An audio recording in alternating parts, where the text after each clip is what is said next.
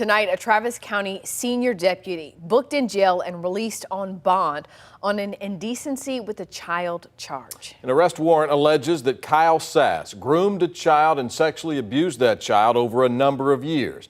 Many details in the affidavit are too graphic to share here. What we can tell you is that the statement says that Kyle Sass came into the boy's life when the boy was 5 years old and that the unlawful sexual contact started when the child was in middle school, lasted until he was a teenager.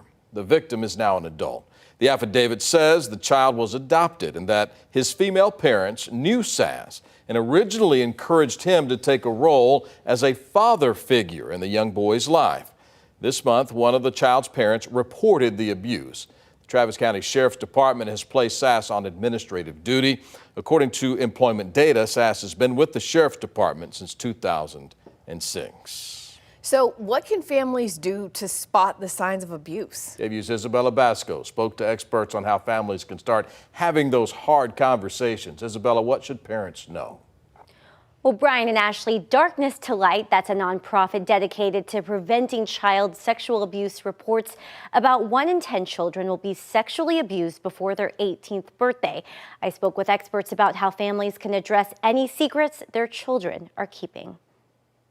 About 90% of children who are victims of sexual abuse know their abuser. That's a statistic from the nonprofit Darkness to Light.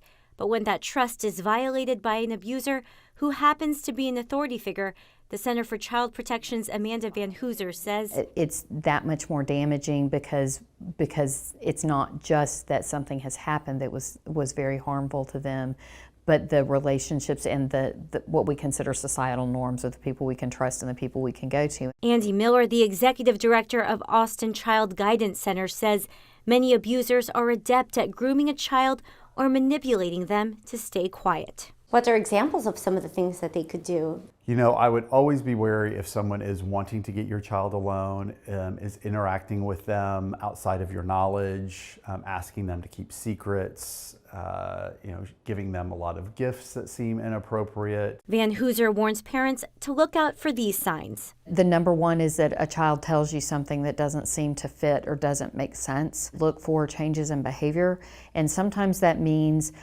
a child who's very well behaved doing, acting out, maybe hitting, maybe having bad dreams, maybe doing some different things. If a child becomes a victim, Van Hooser urges parents to seek a therapist who understands child sexual abuse and trauma to guide them through how to rebuild relationships and trust. You really have to go back and repair something that's very basic to our nature.